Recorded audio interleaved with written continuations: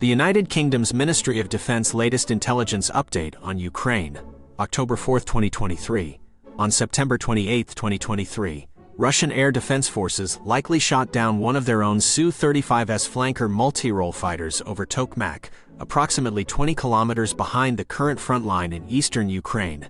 The incident highlights both Russia's haphazard integration of air defense systems and the increasing risk to their most advanced jets as the war drags on. The Su-35S represents Russia's premier air superiority fighter, yet only around 100 were in service before the invasion. Though Russia has lost approximately 90 fixed-wing aircraft in Ukraine, this is likely only the fifth Su-35S destroyed, an unsustainable attrition rate as sanctions bite into Russia's ability to manufacture advanced replacements. That the shootdown occurred over Tokmak is telling. As a strategic road junction, the town hosts vital Russian command centers and logistics hubs supporting operations in eastern Ukraine. These high-value targets are typically protected by layered short and medium-range air defenses on high alert against Ukrainian strikes. However, the fratricidal shootdown points to ongoing coordination failures between Russian ground units and aviation, despite 7 months of combat experience. It also raises questions about crew training and discipline amid constant Ukrainian aerial pressure. Dangerously, Russia's remaining Su-35S pilots may become more risk-averse as a result, reducing their operational effectiveness. The incident follows reports last month that Iran is actively supplying Russia with drones, missiles, and other weapons to circumvent international sanctions, despite repeatedly denying these transfers to the UN.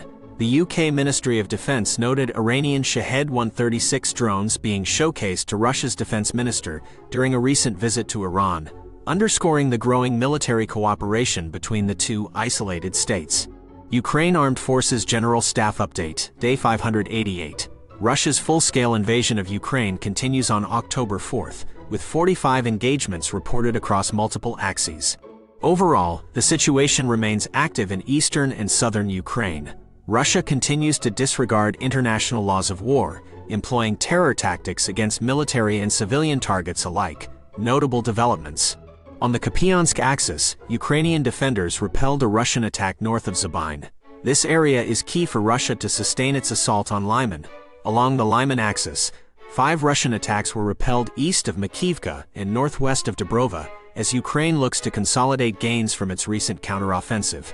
Near Bakhmut, Russia made unsuccessful attempts to recapture lost ground near Ryhorivka and Andriivka. Bakhmut remains Russia's primary focus for advancing in Donetsk. Ukrainian forces also repelled attacks near Avdiivka, Marinka, Krasnohorivka, and Zolotniva, as they solidify defensive lines against Russian pressure. On the Zaporizhia axis, Russian attacks were thwarted near Verbov and Robotyne, as Ukraine maintains control of crucial areas west of the Dnipro River.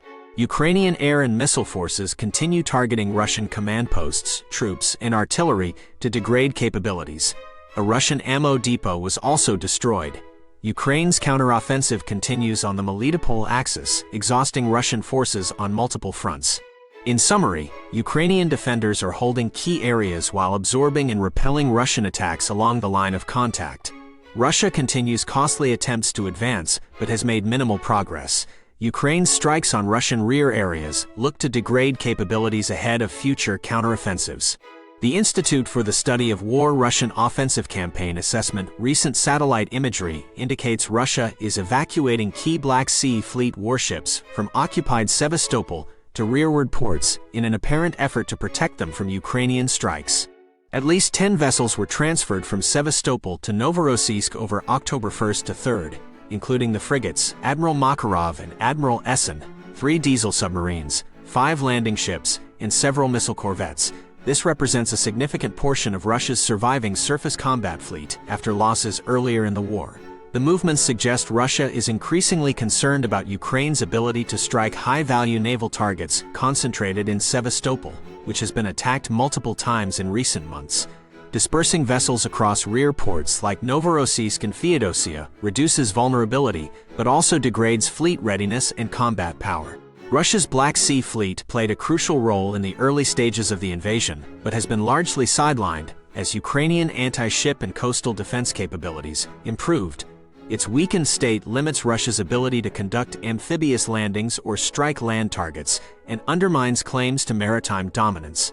Evacuating major ships hundreds of kilometers away from active combat zones highlights the cumulative impact of Ukrainian strikes specifically targeting Russian naval power projection. It also underscores Russia's defensive mindset as Ukraine looks to retake occupied southern territory near Crimea. The Institute for the Study of War key takeaways today. Ukrainian forces made marginal gains near Bakhmut and western Zaporizhia, despite deteriorating weather conditions slowing counteroffensive operations. Offensives will continue through autumn and winter but at reduced pace.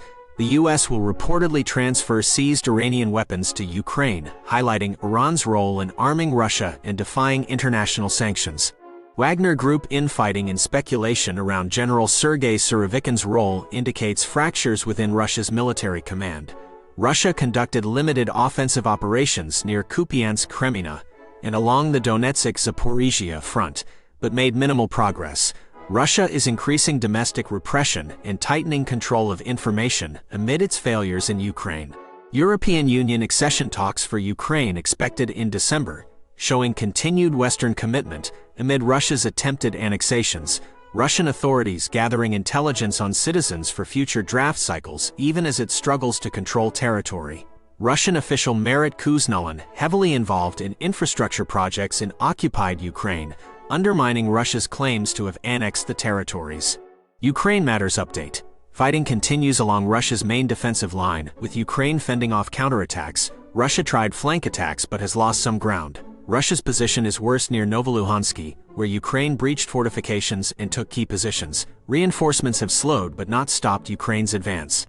This is the crux of Ukraine's push, but Russia has reserves to stall it, perhaps for weeks. Still, Ukraine grinds down Russia's defenses. Russia pulled forces from Vuhledar to reconstitute and deploy to Bakhmut.